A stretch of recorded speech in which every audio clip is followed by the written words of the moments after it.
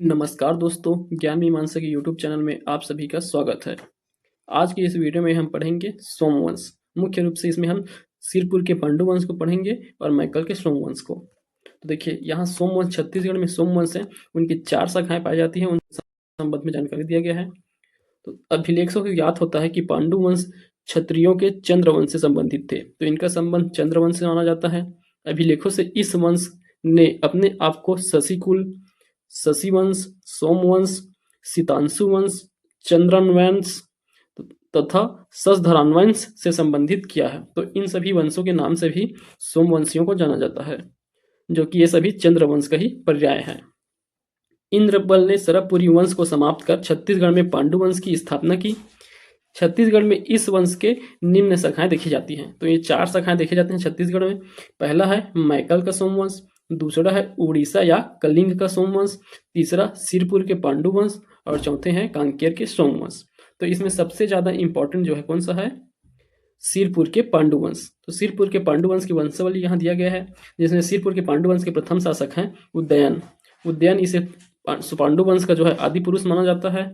उसके बाद उदयन का पुत्र होता है इंद्रबल। तो इसी इंद्रबल के द्वारा जो है सिरपुर के पांडु वंश की स्थापना किया गया था और अपने पिता उदयन को जो है पहले शासक के रूप में घोषित करते हैं, इसलिए उदयन को इस वंश का आदि पुरुष माना जाता है। देखिए, इंद्रबल के 3 पुत्र होते हैं, नन्नराज प्रथम, ईशान देव और भवदेव रणकेसरी। नन्नराज प्रथम जो है इनके ज्येष्ठ पुत्र होते हैं, इस कारण जो है अगला शासक नन्नराज प्रथम बनते हैं और नन्नराज प्रथम ने जो है अपने भाइयों को मंडलाधिपति बना देते हैं। एक अलग से क्षेत्र दे देते हैं, छोटा सा क्षेत्र, उसको मंडल कहा जाता है। उस मंडल के अधिपति बना दिए जाते हैं इनके भाइयों को। ठीक, तो ईशानदेव और भवदेव रणकेसरी जो है मंडलाधिपति होते हैं। उसके बाद नन्नराज प्रथम, इनका जो है स्टार्टिंग में जो है इनके कोई पुत्र नहीं रहता, इस कारण जो है इनके द्वारा महाशिव तिवर देव को गोद लिया जाता है। नन्नराज प्रथम द्वारा महाशिव तिवर देव को गोद लिया जाता है। तो अगले शासक बनते हैं महाशिव तिवर देव। उसके कुछ समय पश्चात जो है नन्नराज प्रथम का एक पुत्र होता है जिसका नाम रहता है चंद्रगुप्त। तो नन्नराज प्रथम का जो ज्येष्ठ पुत्र होने के कारण गोद ले चुके थे, तो तिवर देव उनके बाद शासक बनते हैं और इनको जो है बहुत सारे विजय अभियान देखेंगे, बहुत ज्यादा विस्तार करते हैं छत्तीसगढ़ में शासन को। तो देखिए, फिर तिवर देव के पुत्र होते हैं नन्नराज द्वितीय। नन्नराज द्वितीय शासक बनते हैं तिवर देव के पश्चात। उनके बाद नन्नराज द्वितीय के भी कोई पुत्र नहीं होने के कारण अगला शासक इनके चाचा अर्थात तिवर देव के भाई बनते हैं चंद्रगुप्त। चंद्रगुप्त के पुत्र फिर हर्षगुप्त शासक बनते हैं। हर्षगुप्त के विवाह जो है वाष्टा देवी से हुआ रहता है। हर्षगुप्त की मृत्यु के पश्चात वाष्टा देवी द्वारा जो है लक्ष्मण मंदिर का निर्माण किया जाता है। सिरपुर में लक्ष्मण मंदिर का निर्माण करवाया जाता है वाष्टा देवी द्वारा। अब हर्षगुप्त और वाष्टा देवी के 2 पुत्र होते हैं। पहला महाशिवगुप्त बालार्जुन, ये ज्येष्ठ पुत्र होते हैं, और दूसरे पुत्र हैं रणकेसरी। तो हर्षगुप्त के पश्चात जो है महाशिवगुप्त बालार्जुन जो है शासक होते हैं। उनके बाद फिर रणकेसरी शासक होते हैं। रणकेसरी के बाद अंतिम शासक शिवनंदी को माना जाता है। तो ये जो है सिरपुर के पांडु वंश के वंशावली है। देखिए, इससे पहले सिरपुर के पांडु वंश पढ़ने से पहले मैकल वंश का सोमवंश है, उसे दिया गया है यहाँ, उसे पढ़ लेते हैं। यह बहुत छोटा सा है, इसे देख लेते हैं। तो देखिए, मैकल के सोमवंश, इनका जानकारी का स्रोत जो है मल्हार एवं बहमनी से प्राप्त ताम्रपत्र है, वहां से इनके संबंध में जानकारी प्राप्त होता है। मैकल के सोमवंश के माना जाता है इनकी राजधानी अमरकंटक था और इसका शासन क्षेत्र मैकल श्रेणी क्षेत्र है, वहां इन्होंने शासन किया है। इस कारण इनका नाम जो है मैकल का सोमवंश है। इनका शासनकाल देखें तो 5वीं शताब्दी के आसपास को इनका शासनकाल माना जाता है। अब देखिए, इसमें प्रमुख शासकों के नाम दिए गए हैं, यहाँ कौन कौन से शासकों द्वारा यहाँ शासन किया गया है। तो सबसे पहले शासक का नाम दिया गया है जयबल। तो जयबल को आरंभिक शासक माना जाता है, इनके द्वारा कोई भी उपाधि धारण नहीं किया गया था। जय के बाल के बाद वत्स्यबल, वत्स्यबल भी आरंभिक शासक, इनके द्वारा भी कोई उपाधि धारण नहीं किया गया है। उनके बाद नागबल शासक होते हैं, जिसे हम पहले भी देखे थे, नागबल परम माहेश्वर, और इनका विवाह जो है इंद्र भट्टारिका से होता है। तो इन्हें नागबल और इंद्र भट्टारिका, इन दोनों का पुत्र होता है भरतबल। इसे इंद्रबल के नाम से भी जानते हैं। इसके पहले भी देखे थे हम, किसमें, जब हम सरबपुरी वंश पढ़ रहे थे वहां देखे थे मैकल के सोमवंश, उसमें ये नागबल और इंद्र भट्टारिका के पुत्र भरतबल, इसे इंद्रबल के नाम से भी जानते हैं। इसका विवाह लोक प्रकाशा, सरबपुरी राजकुमारी लोक प्रकाशा से विवाह होता है। इसके बाद इनके 2 पुत्र होते हैं, सूरबल और उदयन। सूरबल जो है मैकल क्षेत्र का उत्तराधिकारी बनता है और उदयन का पुत्र कौन होता है? इंद्रबल। इंद्रबल के द्वारा जो है इन्हें सरबपुरी वंशियों को समाप्त करके जो है पांडु वंश की स्थापना करता है इनका पुत्र, उदयन का पुत्र इंद्रबल। तो वही इंद्रबल जो है सिरपुर का आदि पुरुष उदयन को बनाता है शासक के रूप में। देखिए, तो इस वंश मैकल वंश का शासक हुआ सूरबल। तो सूरबल ये भरतबुल का पुत्र था। इनका ताम्रपत्र प्राप्त हुआ है 2 जगह से, मल्हार ताम्रपत्र और बम्हनी ताम्रपत्र। इन्हीं दोनों से जानकारी प्राप्त होता है माइकल के सोमवंशों का। तो देखिए मल्हार ताम्रपत्र में क्या दिया गया है, इसमें सूरबल का नाम उद्दीर्ण वैर्य उत्कीर्ण किया गया है। तो सूरबल को उद्दीर्ण वैर्य कहा गया है मल्हार ताम्रपत्र में। इस ताम्रपत्र के अनुसार सूरबल ने जयेश्वर भट्टारक मंदिर, जिसे देवरानी मंदिर कहते हैं, देवरानी मंदिर कहाँ, ताला गांव का देवरानी मंदिर हेतु संगम ग्राम, तो देवरानी मंदिर हेतु संगम ग्राम दान में दिया था। अर्थात तो ताला गांव को संगम ग्राम के नाम से जानते थे, उस गांव को दान देने वाला सूरबल है माना जाता है मल्हार ताम्रपत्र के अनुसार। अगला देखिए बम्हनी ताम्रपत्र। बम्हनी ताम्रपत्र में इसमें वर्णित उद्दीर्ण वैर्य नाम सूरबल का ही है। तो देखिए यही नाम जो है इसमें भी उल्लेखित किया गया है, उद्दीर्ण वैर्य, और मल्हार ताम्रपत्र में भी किया गया है। ये दोनों नाम सूरबल के ही हैं। ये हो गए माइकल के सोमवंश। तो यहाँ सबसे ज्यादा इंपॉर्टेंट सूरबल और भरतबल हैं। ये 2 शासकों का नाम इंपॉर्टेंट है। भरतबल को याद रखना है, लोक प्रकाशा से विवाह हुआ था, इसका पुत्र सूरबल हुआ। सूरबल के 2 ताम्रपत्र, मल्हार ताम्रपत्र, बम्हनी ताम्रपत्र, तो ये दोनों बस इंपॉर्टेंट है। अब देखिए अब जो है पढ़ेंगे हम सिरपुर के पांडुवंश। तो सिरपुर के पांडुवंश का शासनकाल जो है 6वीं से 7वीं शताब्दी के मध्य रहा है छत्तीसगढ़ में। तो देखिए अब ये जो है बहुत इंपॉर्टेंट टॉपिक हो जाता है। इनका हम वंशावली पहले भी देख चुके हैं, उद्यान से लेकर के शिव नंदी तक की पूरा। तो देखिए इनकी सामान्य जानकारी देखें तो सबसे पहले इनकी राजधानी, तो सिरपुर के पांडुवंश इसीलिए कह रहे हैं क्योंकि इनका राजधानी ही सिरपुर था। तो सिरपुर का प्राचीन नाम चित्रांगतपुर भी है। तो सिरपुर जो है पांडुवंश की राजधानी था। इनके सभी शासकों द्वारा जो है परम भागवत की उपाधि धारण किया गया था। पांडुवंश के सभी शासकों द्वारा परम भागवत। इनका ताम्रपत्र सिरपुर से ताम्रपत्र जारी किया गया है, जिसका लिपि पेटिका शीर्ष लिपि था। आदि पुरुष उद्यान, इस वंश के आदि पुरुष उद्यान है। इसका जानकारी कालिंजर शिलालेख से प्राप्त होता है। संस्थापक इंद्रबल को माना जाता है। इनकी साहित्यिक भाषा संस्कृत है। देखिए इनके द्वारा जो लिपि का प्रयोग किया गया है, ताम्रपत्रों में पेटिका शीर्ष लिपि का प्रयोग किया गया है, और शिलालेखों में जो है किलाक्षर लिपि का प्रयोग किया गया है। देखिए इनके कार्यकाल को जो है, पांडुवंश के कार्यकाल को छत्तीसगढ़ का स्वर्णकाल कहा जाता है। महर्षि गुप्त बालार्जुन के शासनकाल को स्वर्णकाल कहा जाता है छत्तीसगढ़ का, और महर्षि तिवर्देव के कार्यकाल को छत्तीसगढ़ का उत्कर्ष काल कहा जाता है। और पूरे पांडुवंश को छत्तीसगढ़ के में मंदिरों निर्माण का काल कहा जाता है। मंदिरों के निर्माण का काल पांडुवंश को कहा जाता है। इन सभी स्थानीय राजवंशों में जो है सबसे प्रमुख राजवंश है पांडुवंश। तो इनके सामान्य जानकारी हो गए। अब इनके जो शासकों हैं, महत्वपूर्ण शासक, उनके संबंध में यहाँ जानकारी दिया गया है, उसे देख लेते हैं। तो देखिए सबसे पहले यहाँ के शासक होते हैं उदयन। उदयन पांडुवंश के आदि पुरुष या प्रथम शासक एवं संस्थापक के रूप में जाने जाते हैं। इनकी जानकारी कालिंजर शिलालेख से प्राप्त होता है। तो कालिंजर शिलालेख का आपको नाम याद रखना है। उदयन की जानकारी कालिंजर शिलालेख से प्राप्त होता है। इन्हें कालिंजर में भद्रेश्वर शिव मंदिर का निर्माण किया है। तो कालिंजर में ही भद्रेश्वर शिव मंदिर का निर्माण किया है, और इनके ही कालिंजर शिलालेख से इनकी जानकारी प्राप्त होता है। अब इसमें से जो संस्थापक है इस वंश के, इंद्रबल, उनके संबंध में देखिए। तो इंद्रबल कौन थे? इंद्रबल सरबपुरी शासक सुदेव राज के सर्वाधिकर्ता तथा दूतक थे। सर्वाधिकर्ता और दूतक के पद में थे कब? सरबपुरी वंश के शासक सुदेव राज के कार्यकाल में। इंद्रबल ने सरबपुरी राजवंश के अंतिम शासक प्रवर राज द्वितीय को की हत्या करके सिरपुर क्षेत्र में पांडुवंश की नींव रखी थी।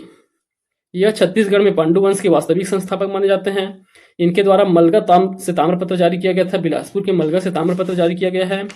इनके द्वारा नगर निर्माण कराया गया था इंद्रपुर। इंद्रपुर अपने नाम पर इंद्रपुर नगर, जो वर्तमान में खरौद के नाम से जाना जाता है। तो खरौद अर्थात इंद्रपुर को जो है इंद्रबल द्वारा बसाया गया था।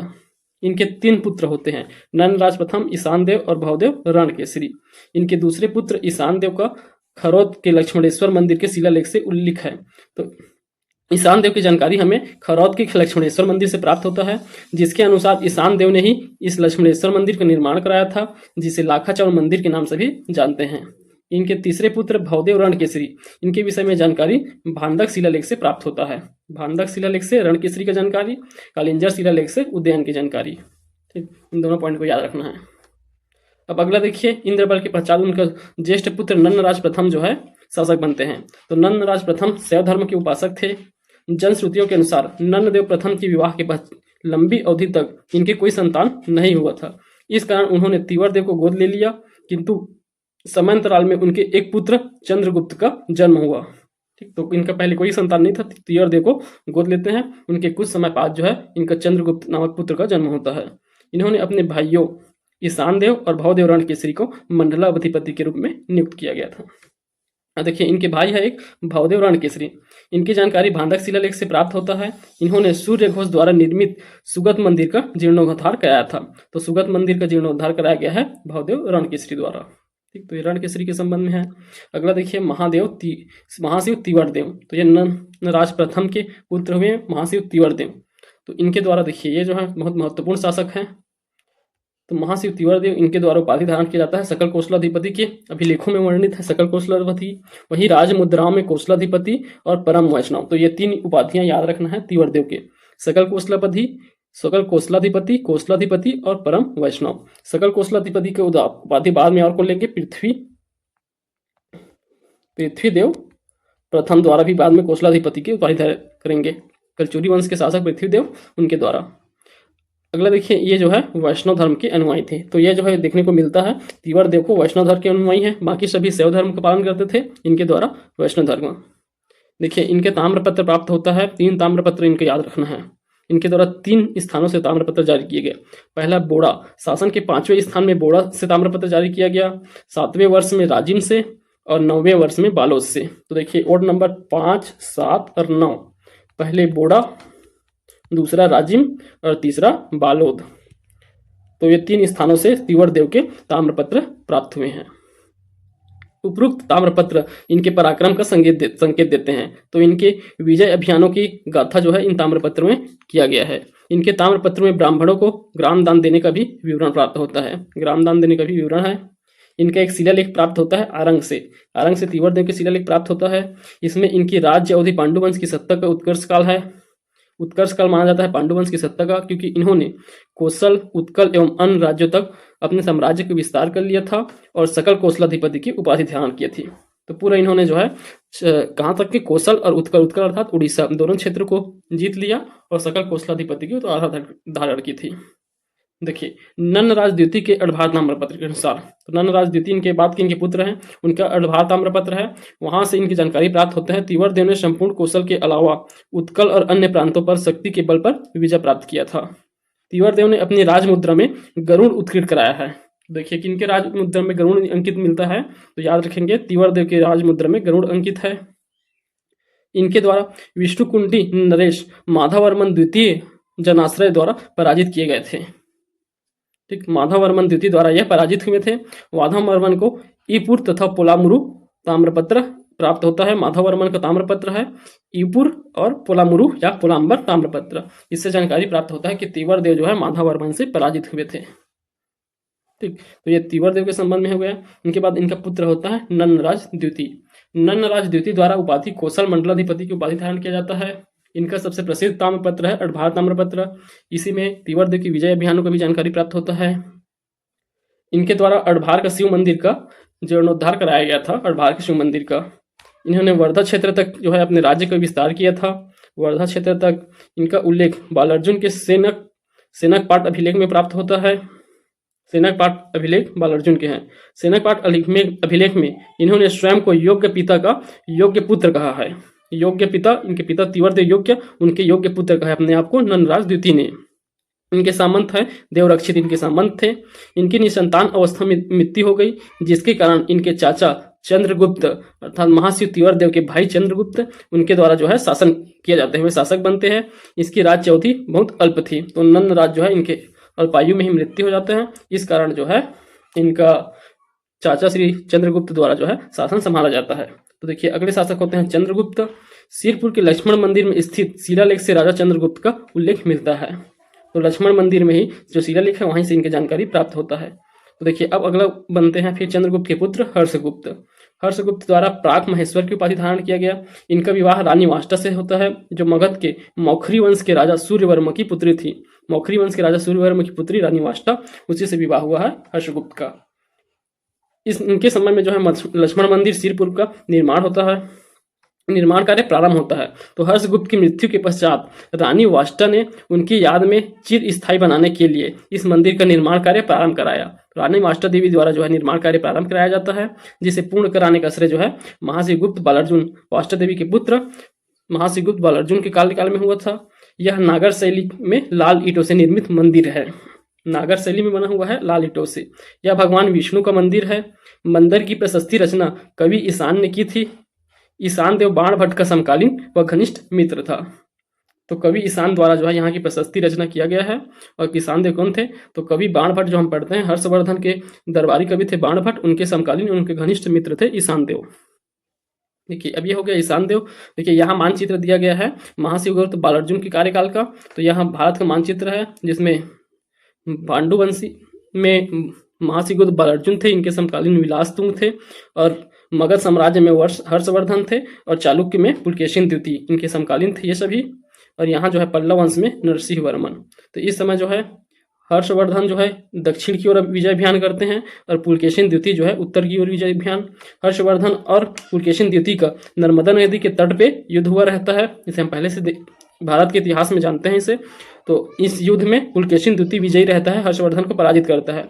इसे देख के ही जो है महाशिवगुप्त बालार्जुन और ये विलासतुंग ये दोनों जो है पुलकेशिन द्वितीय के अधीन आ जाते हैं। उन्होंने जो है बिना लड़े ही अपने आप को जो है पुलकेशिन द्वितीय के अधीन मान लेते हैं। ठीक, तो ये जो है भारत के इतिहास में इसे पढ़े हुए हैं, तो ये इसका मानचित्र में रिप्रेजेंट किया गया है। देखिए यहाँ जो है पांडुवंश से संबंधित जो महत्वपूर्ण शिलालेख अभिलेख हैं उनका यहाँ डाटा दिया हुआ है। देखिए कालिंजर शिलालेख उद्यान का है, इसके संबंध में उद्यान की जानकारी प्राप्त होता है। खरोद शिलालेख इंद्रबल और ईशान देव के संबंध में जानकारी प्राप्त होता है। कौवाताल अभिलेख इंद्रबल का है। भांदक शिलालेख भवदेव रणकेसरी की जानकारी। राजीव शिलालेख महाशिव तिवरदेव। बालोद शिलालेख महाशिव तिवरदेव। सिरपुर अभिलेख से इन चंद्रगुप्त हर्षगुप्त और महाशिवगुप्त बालार्जुन का। और भारत शिलालेख नन्नराज द्वितीय का है। ठीक, तो इन सब शिलालेख किन शासकों द्वारा जारी किया गया था वो दिया गया है। और देखिए इस वंश के सबसे प्रतापी और छत्तीसगढ़ के प्राचीन इतिहास के सबसे प्रतापी शासक है महाशिवगुप्त बालार्जुन। इसलिए इनके कार्यकाल को जो है स्वर्ण काल के नाम से जाना जाता है, छत्तीसगढ़ के इतिहास का स्वर्ण काल। तो इनके द्वारा बहुत सारे कार्य कराए गए थे। तो देखिए इनके संबंध में पढ़ेंगे डिटेल से। तो महाशिवगुप्त बालार्जुन इनका नाम कर देखिए, बचपन में धनुष विद्या में निपुण होने के कारण इन्हें बाल अर्जुन कहा जाता है। तो बाल्य अवस्था में ही धनुष विद्या में निपुण थे, इस कारण इन्हें बाल अर्जुन कहा जाता है। इनका शासनकाल याद रखेंगे, इनका शासनकाल पूछा जाता है 595 से 655 ईस्वी के मध्य शासन किए हैं। 595 से 655। पांडुवंशी शासकों में सर्वाधिक समय तक शासनकाल महाशिवगुप्त का रहा है। तो इन्हीं का शासनकाल जो है सबसे ज्यादा था, 60 वर्षों का शासनकाल। इनके द्वारा परम महेश्वर की उपाधि धारण किया गया है। ये शैव धर्म के अनुयायी हैं। देखिए सिरपुर के पांडुवंश मुख्य रूप से वैष्णव धर्म के अनुयायी थे, परंतु ये जो हैं शैव वंश के अनुयायी थे। इनके अभिलेखों में देखें तो लक्ष्मण मंदिर शिलालेख, सिरपुर के लक्ष्मण मंदिर शिलालेख इनके अभिलेख हैं। सेनक पाठ अभिलेख, इस अभिलेख में सामंत की 3 पीढ़ियों का उल्लेख मिला है। तो इनके सामंत के 3 पीढ़ियों का उल्लेख मिलता है सेनक पाठ में, जिसमें पहला है शिव रक्षित, देव रक्षित, दुर्ग रक्षित। इन तीनों का जानकारी में प्राप्त होता है। दुर्ग रक्षित बालार्जुन के समकालीन थे। यह देवरक्षित अभी हम देखे थे नन्नराज द्वितीय के सामंत थे। तो इन सब का जानकारी प्राप्त हुआ है। अगला देखिए इनके द्वारा जो है ताम्रपत्र में सिरपुर से इनके 27 ताम्रपत्र मिले हैं। तो 27 ताम्रपत्र, सर्वाधिक ताम्रपत्र इन्हीं के प्राप्त हुए हैं। सिरपुर से 27 ताम्रपत्र। मल्हार ताम्रपत्र प्राप्त हुआ है। बोंदा ताम्रपत्र प्राप्त हुआ है। इसमें पौष संक्रांति और मकर संक्रांति के अवसर पर ग्राम दान देने का उल्लेख मिलता है बोंदा ताम्रपत्र से।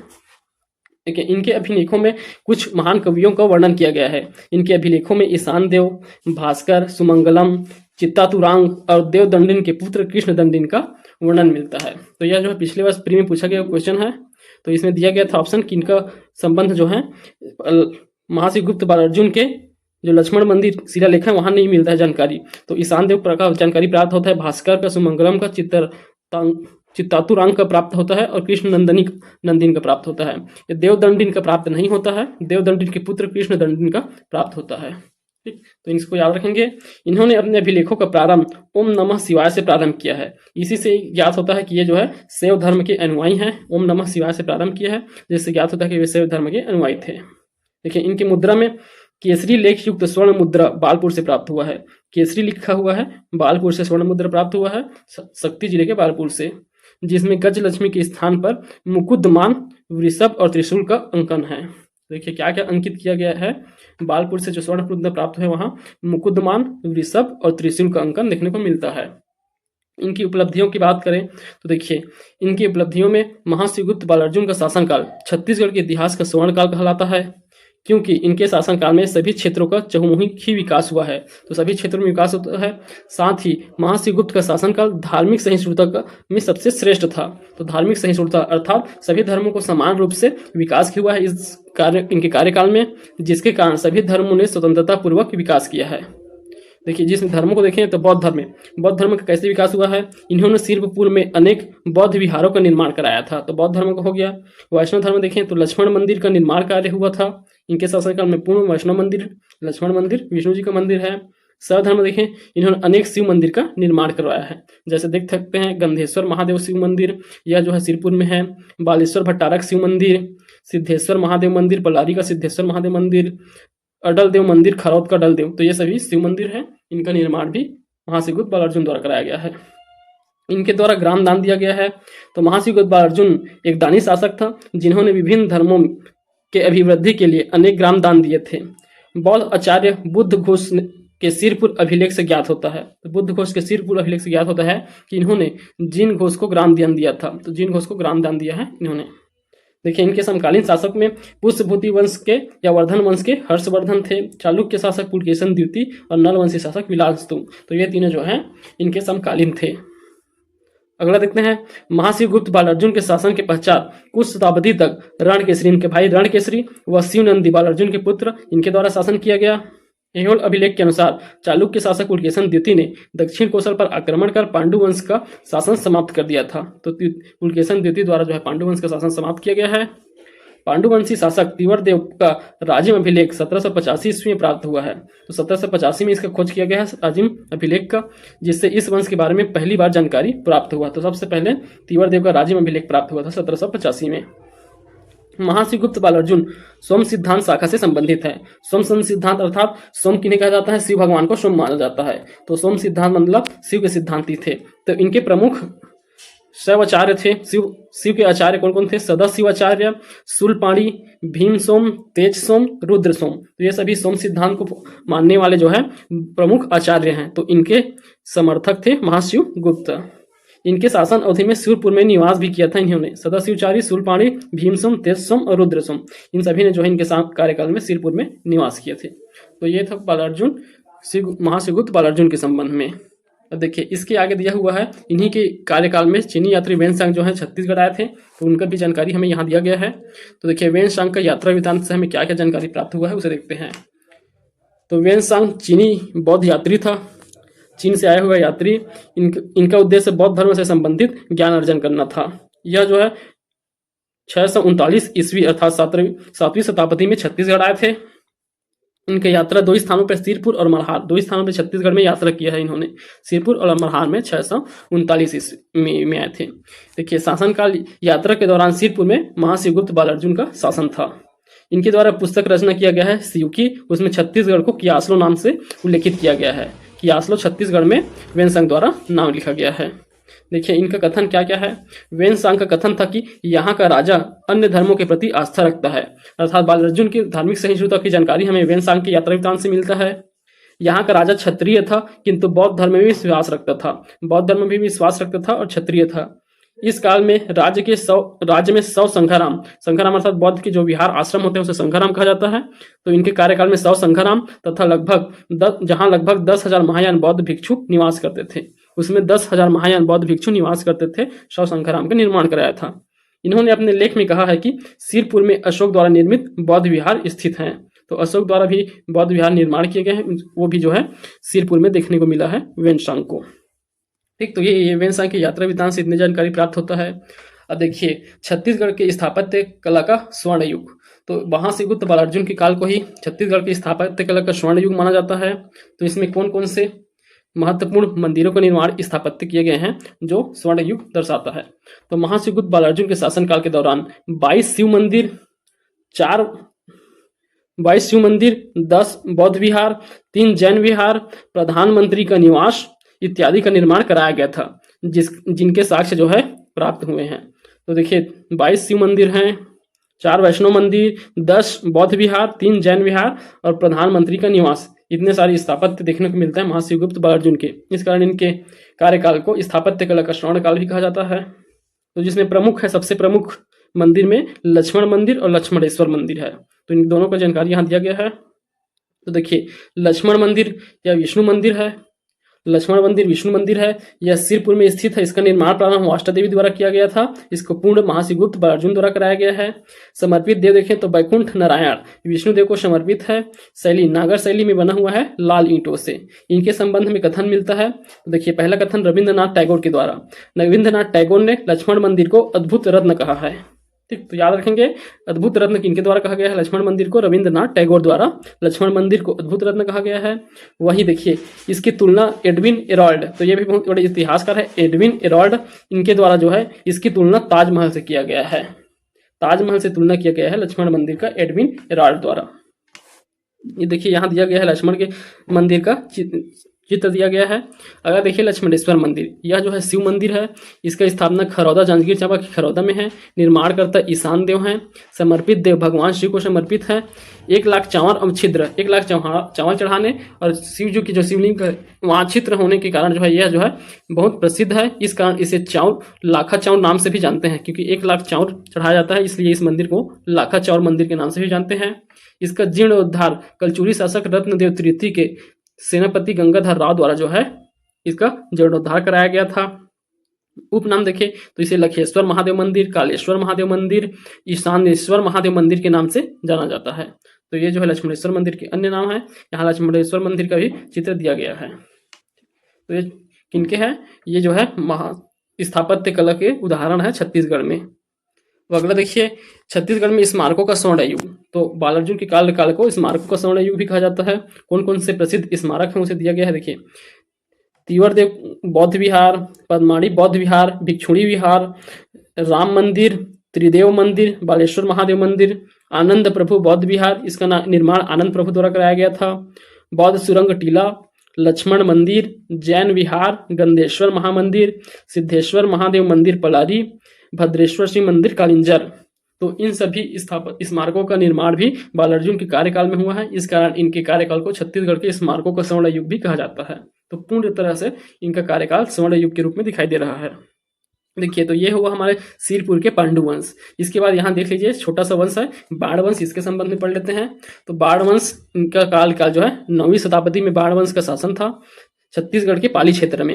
इनके संस्थापक माने जाते हैं बाढ़ वंश के महामंडलेश्वर मल्लदेव। महामंडलेश्वर मल्लदेव संस्थापक है। इनकी राजधानी पाली कोरबा है। तो पाली कोरबा क्षेत्र में इन्होंने शासन किया है। बाणवंशी मूलतः आंध्र प्रदेश के थे। देखिए, इसमें प्रमुख शासक है विक्रमादित्य। विक्रमादित्य प्रमुख शासक है बाणवंश के। इन्होंने 9वीं सदी में पलारी के प्रस्तर शिव मंदिर का निर्माण कराया था। तो पाली के जो प्रस्तर शिव मंदिर है उसका निर्माण विक्रमादित्य द्वारा कराया गया था, जिसका जीर्णोद्धार बाद में कलचुरी शासक जाजल्यदेव प्रथम द्वारा उसका जीर्णोद्धार कराया जाता है। बाण वंश के अनेक शिलालेखों में विक्रमादित्य की पहचान जयमेरु या जयमऊ के नाम से किया गया है। तो बहुत सारे शिलालेखों में इनका नाम जयमेरु या जयमऊ के नाम से मिलता है विक्रमादित्य का। त्रिपुरी के कलचुरी शासक शंकरगढ़ द्वितीय ने विक्रमादित्य को पराजित कर इस वंश को समाप्त कर दिया था। तो वाण वंश को समाप्त करने का श्रेय जो है त्रिपुरी के कलचुरी शंकरगढ़ द्वितीय को जाता है। तो यह है बाण वंश। ठीक, तो इतना हो गया हमारे छत्तीसगढ़ के सिरपुर के पांडु वंश और बाण वंश के संबंध में। अब इसके अगले वीडियो में हम पढ़ेंगे कलिंग के सोमवंश। कलिंग के सोमवंश यह भी थोड़ा सा बड़ा सा टॉपिक है, इसे अगले वीडियो में कंप्लीट करेंगे। इसके अलावा जो छत्तीसगढ़ के जितने भी हम अभी उपाधियां देखे हैं, शासकों की उपाधि, राजवंश की स्थापत्य उपाधि और जो है प्राचीन शासकों की मुद्राएं, ये सभी को भी देख लेंगे अगले वीडियो में। तो इस वीडियो को यहीं एंड करते हैं। अगर आपको हमारा वीडियो पसंद आ रहा है तो वीडियो को लाइक करें, चैनल सब्सक्राइब करें और अपने दोस्तों में भी शेयर करें। धन्यवाद।